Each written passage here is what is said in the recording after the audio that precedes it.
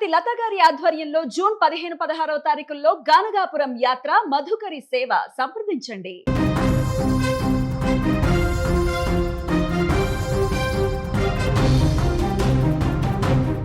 ప్రయాణ రంగంలో విప్లవాత్మక మార్పులకు వేదికవుతోంది తెలంగాణ రాష్ట్ర రోడ్డు రవాణా సంస్థ. ఆర్టీసీ బస్సుల్లో మహిళల ఉచిత ప్రయాణాన్ని మరింత పారదర్శకంగా మార్చేందుకు ప్రభుత్వం సిద్ధమైంది. ఇప్పటి వరకు అమల్లో ఉన్న ఆధార్ కార్డు విధానానికి స్వస్తి పలకనుంది. ఇకపై మహాలక్ష్మి స్మార్ట్ కార్డుల ద్వారానే ప్రయాణాలు సాగనున్నాయి. ఈ సరికొత్త నిర్ణయం వెనుక ఆర్టీసీ ఆదాయ పరిరక్షణ, ప్రయాణ సౌలభ్యం ప్రధాన ఉద్దేశంగా కనిపిస్తోంది.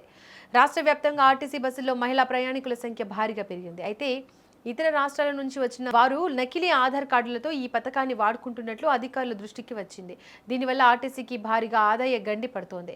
ఈ సమస్యను అరికట్టేందుకు రవాణా శాఖ పటిష్టమైన చర్యలు చేపట్టింది. అయితే వచ్చే నెల 2వ తేదీ నుంచి మహాలక్ష్మి స్మార్ట్ కార్డుల జారీ ప్రక్రియను ప్రారంభించాలని ప్రభుత్వం నిర్ణయించింది. ప్రస్తుతం ఈ విధానంపై ఉన్నత స్థాయి అధికారులు సమీక్షలు పూర్తి చేశారు. ఆర్థిక శాఖ మరియు రవాణా శాఖ సంయుక్తంగా ఈ ప్రతిపాదనలకు ఆమోదం తెలిపాయి. వీటిని ఏటీఎం కార్డుల మాదిరిగా రూపొందించారు. ఇందులో చిప్ను అమర్చి లబ్ధిదారుడి సమగ్ర వివరాలను నిక్షిప్తం చేస్తారు.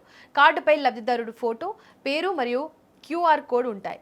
కార్డు కోసం దరఖాస్తు చేసుకునేటప్పుడు ఆధార్ వివరాలు మరియు ఫోటోను సేకరిస్తారు. ప్రాథమిక సమాచారం అంతా కార్డులోని చిప్తో అనుసంధానించడం వల్ల ప్రయాణికులను గుర్తించడం సులభమవుతుంది. ప్రభుత్వం తొలుత ప్రయోగాత్మకంగా ప్రతి జిల్లాలోని ఒక మండలాన్ని ఎంపిక చేసింది. ఈ పైలట్ ప్రాజెక్టు ఫలితాలను బట్టి రాష్ట్రమంతటా అమలు చేస్తారు.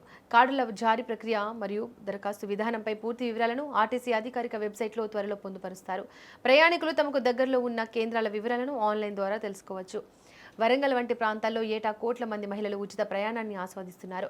ఇలాంటి కార్డుల జారీ వల్ల అసలైన లబ్ధిదారులకు పథకం చేరువవుతోంది. స్మార్ట్ కార్డు పంపిణీ పూర్తయ్యే వరకు ప్రస్తుత ఆధార్ కార్డు విధానమే కొనసాగుతోంది. ప్రభుత్వం తీసుకున్న ఈ నిర్ణయం వల్ల ఆర్టీసీ ఆర్థిక స్థితి మెరుగుపడుతుందని అధికారులు ఆశిస్తున్నారు.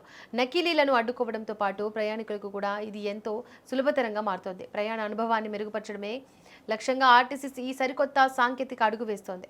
ప్రజలందరూ ఈ మార్పును సహకరించి స్మార్ట్ కార్డులను సకాలంలో పొందేలా చొరవ చూపాలి. ప్రభుత్వం తీసుకుంటున్న ఈ చర్యలు భవిష్యత్తులో ఆర్టీసీని లాభాల బాట పట్టించే అవకాశం ఉందని విశ్లేషకులు భావిస్తున్నారు. ఎటువంటి ఇబ్బందులు లేకుండా ఉచిత ప్రయాణాన్ని కొనసాగించేందుకు ఈ స్మార్ట్ కార్డు కీలకంగా మారనుంది. మహిళలు కూడా ఈ కొత్త విధానాన్ని స్వాగతిస్తున్నారు. క్రమశిక్షణతో కూడిన ప్రయాణ వ్యవస్థను నిర్మించడంలో ఇది ఒక మైలురాయిగా నిలవనుంది.